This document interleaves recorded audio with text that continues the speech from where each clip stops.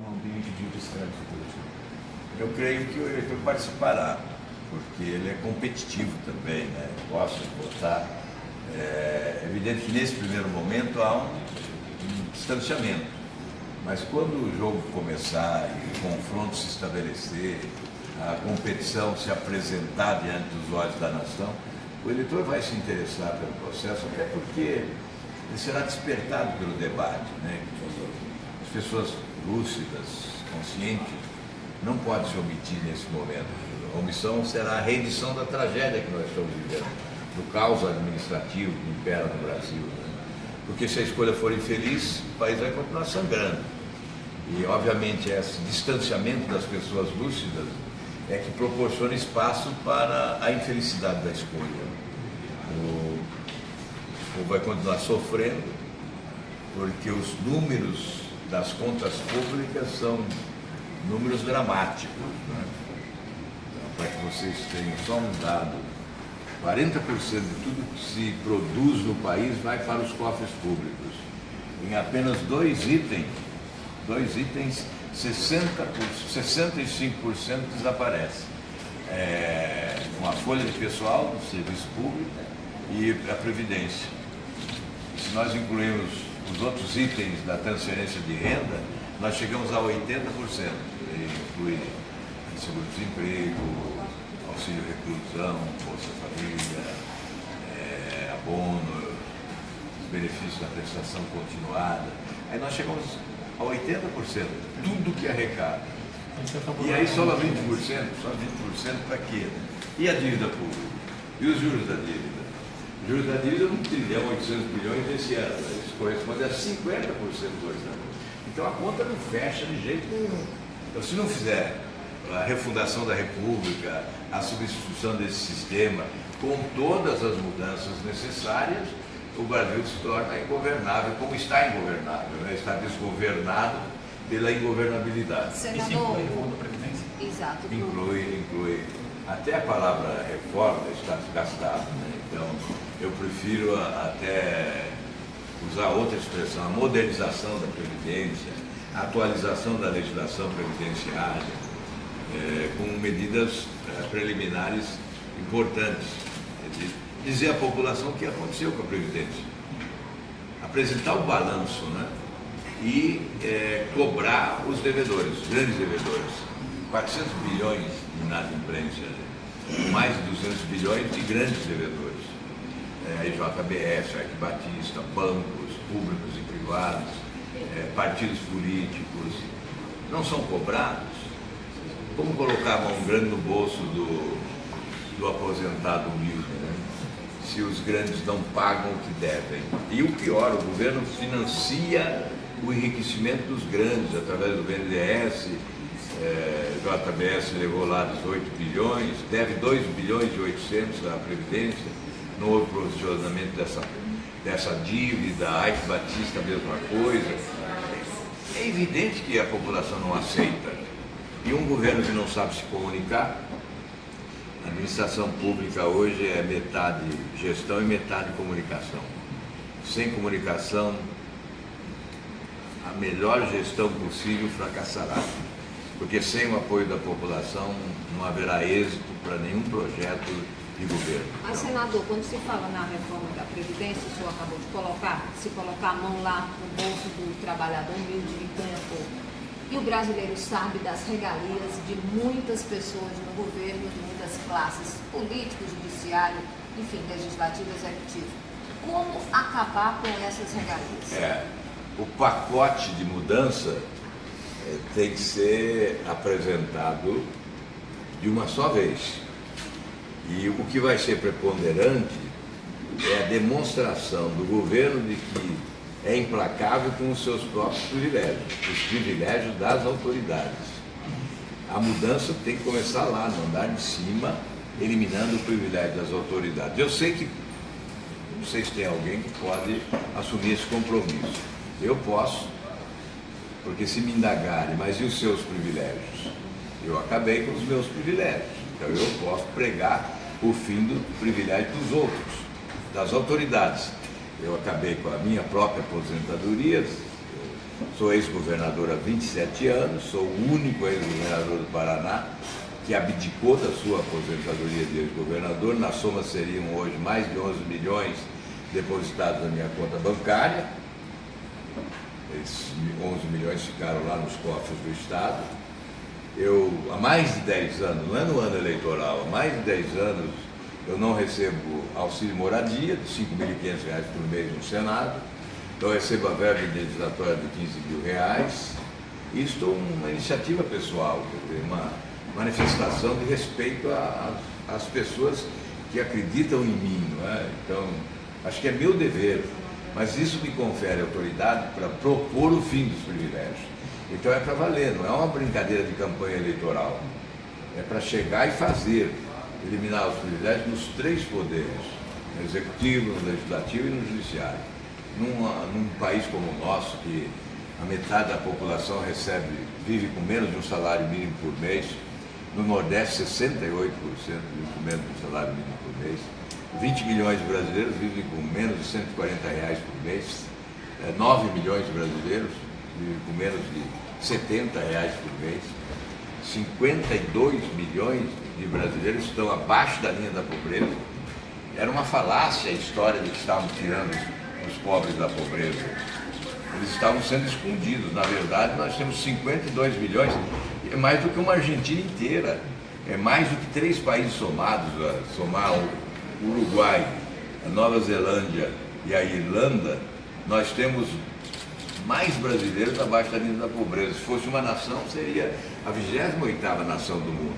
Então isso é contundente, isso é dramático, isso é trágico. E você manter privilégio de autoridades, evidentemente você perde a autoridade de falar em mudança no país.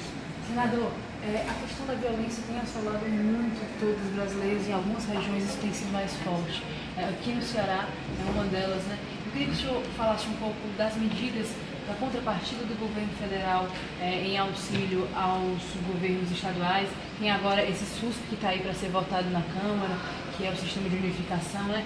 E depois queria que o senhor falasse um pouco mais, uma questão um pouco mais micro, que é como o senhor vê a morte da vereadora Marielle no Rio de Janeiro, que foi uma questão que levantou diversos debates e questionamentos políticos, inclusive sobre a impunidade presente em diversos setores, né?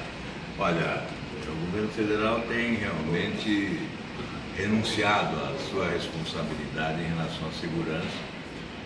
Tanto é que a execução orçamentária é uma lástima. Em relação ao fundo penitenciário, por exemplo, o governo não aplica 20% do que é consignado no orçamento. Isso me levou, inclusive, a apresentar um projeto que obriga o governo federal a aplicar a totalidade dos recursos consignados no orçamento da segurança pública, sob pena de crime de responsabilidade, que estarem sujeitos o presidente da República e o ministro da Justiça. Crime de responsabilidade implica impeachment, a perda da função. Isto foi aprovado no Senado e parou na Câmara, não anda na Câmara, porque o governo não quer. Mas isso tem piorado? No ponto de vista do governador, você já sentia essa negligência do governo federal? Tem piorado. No meu tempo, o Ministério da Justiça participava um pouco mais. É evidente que a responsabilidade maior era do Estado, mas pelo menos algumas viaturas policiais o governo federal entregava pomposamente na frente do Palácio Iguaçu. O ministro Paulo Prossar, que era o ministro da Justiça, ele fazia questão de pessoalmente entregar essas viaturas. Mas apenas um detalhe. Ocorre que não há como a União se ausentar. Ela se ausenta na área de saúde, joga a responsabilidade para os municípios, se ausenta na área de segurança, transfere para os estados, e nós temos que assumir a responsabilidade. A União tem que conduzir todo esse processo de um verdadeiro mutirão de combate ao crime, né? Envolvendo todas as polícias, Polícia Federal, Polícia Militar, Polícia Civil, trabalhando de forma inteirada.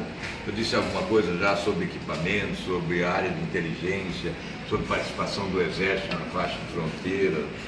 Agora, sem restabelecer a autoridade, tudo isso será em vão. E também sem recuperar as finanças públicas, né? Sem essas mudanças, sem essa refundação da República, com a substituição do sistema, nós não teremos recursos para tudo. Então é essencial essa operação mudança nos primeiros 100 dias da gestão. E essa questão da morte da vereadora, como é que o senhor enxerga? Sim. Bom, nós temos que lamentar, é claro, um momento de dor, de sofrimento, de revolta, mas temos que lamentar todas as mortes de todos os dias. Não morre apenas uma mulher, morrem inúmeras mulheres. Aqui em Fortaleza, o aumento da violência de um ano para o outro foi de 94%, e no estado foi 50%. Há 11 cidades do Nordeste brasileiro, entre as 50 cidades mais violentas do mundo. Então não é só o Rio de Janeiro, não é só essa vereadora, são pessoas que morrem todos os dias vítimas da violência, e nós temos que não só lamentar e ficar indignados, mas como autoridades temos a responsabilidade de assumir o compromisso de buscar a solução para reduzir os índices de violência no país. Senador, eleições de 2018, gente, o senador às 12h30 vai entrar agora no programa ao vivo, então a gente tem que agilizar um pouquinho, tá? Ainda vai para o estúdio. Senador, eleições de 2018, Podemos aqui no Ceará. Nós estamos nascendo aqui no Ceará, né? O Podemos nasce, a vantagem é que nasce limpo, né? Porque as siglas, eu digo siglas porque eu não considero que existem partidos políticos no Brasil.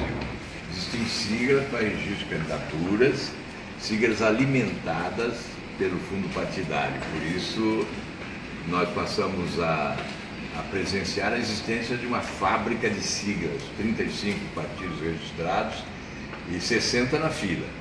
Isso tudo é uma imoralidade.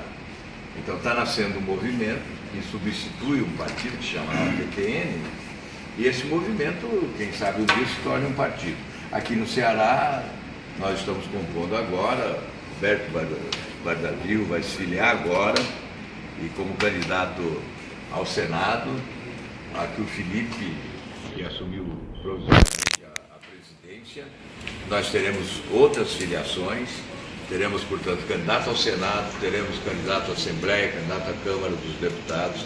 Não sabemos ainda ao governo qual será a posição do partido. Nós gostaríamos de ter chapa própria para o governo também, mas se isso for impossível, vamos discutir até julho a melhor aliança, né? Não há ainda uma decisão. Alguma aliança vetada com algum partido que o... Não, o partido aqui fica na oposição, né? E tem que priorizar, isso é uma decisão nacional, né? A candidatura à presidência. O jogo aqui é jogado colocando em primeiro lugar a candidatura à presidência, porque o objetivo do Podemos é propor essa ruptura com o sistema atual, estando mais distanciado desse establishment que é a causa de todos esses problemas que nós estamos enfrentando no Brasil. Então, senador, o doutor José Alberto Bardavil confirma, doutor Bardavil? Claro, temos o mesmo pensamento e vamos marchar nessa trilha, acabar com a corrupção, fazer uma mudança geral do que está aí. Por isso que eu aceitei o convite.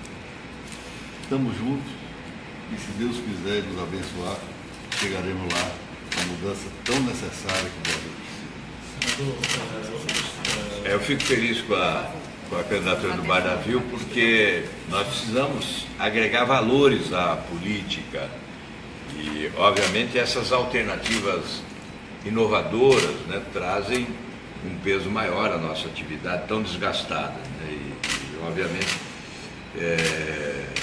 é a multiplicação de uma ideia. Vozes que se apresentam para multiplicar essa ideia de mudança, com a ruptura com esse sistema. Eu confesso que me frustrei, porque em 2010 eu imaginei que alguém fosse apresentar essa proposta de rompimento, houve frustração, 2014 da mesma forma, e agora nós estamos conduzindo esse processo. E